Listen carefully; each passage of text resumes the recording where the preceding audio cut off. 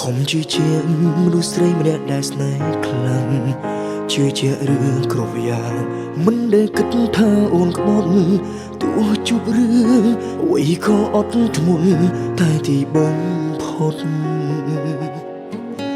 បងខ្លាចជាមនុស្សល្ងង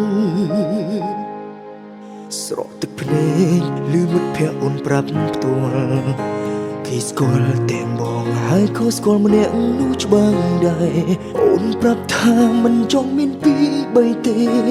តែអូនបារម្ភខ្លាចបងក្បត់អូននៅថ្ងៃណាមួយខ្លាចបងក្បត់ទើបអូនលួចទៅក្បត់បងមុនមែនទេអ្នកណាគេប្រាប់អូនឲ្យធ្វើបែបនេះឬក៏នេះជាអ្វីដែលអូនដឹងហើយក៏ធ្លាប់បានចេះធ្វើដោយខ្លួនឯងត្រូវស្រឡាញ់អូនខ្លាំងប៉ុណ្ណាទើបអូនមិនក្បត់សូមជួយកំណត់ឲ្យបងបានដឹងខ្លាំងសូមសន្យាបងនឹងធ្វើឲ្យបានតាមបំណងព្រោះមិនចង់ឃើញអូនធ្វើមនុស្សក្បត់កុំនិយាយថាខ្លាចបងក្បត់ទើបអូនក្បត់មកហេតុផលប៉ុណ្្នឹងមិនសមឲ្យស្នេហ៍ព្រះឆាទេមនុស្សដែលស្រឡាញ់គ្នាគឺគេត្រូវរួមគ្នាថែតែបើអូនមានចេតនាក្បត់បងនោះបងក៏មិនអាចខូចអូនមកស្រក់ទឹកភ្នែកឮមិត្តភក្តិអូនប្រាប់ផ្ទាល់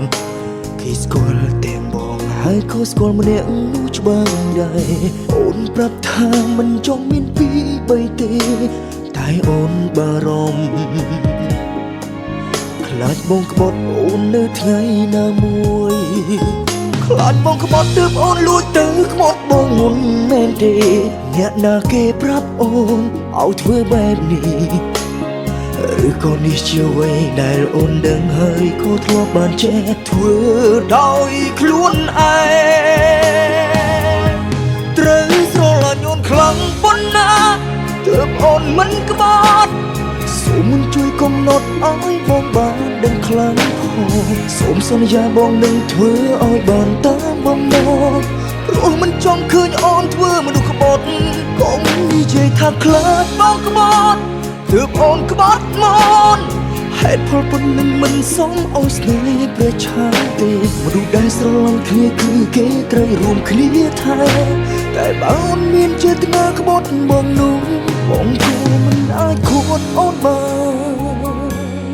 ត្រូវស្រឡាញ់អូនខ្លាំងប៉ុណ្ណាទើបអូនមិនក្បត់សូមជួយកំណត់ឲ្យបងបានដឹងខ្លាំងផងសូមសន្យាបងនឹងធ្វើឲ្យបានតាមបំណងព្រោះមិនចង់ឃើញអូនធ្វើមនុស្សក្បត់កុំនិយាយថាខ្លាចបងក្បត់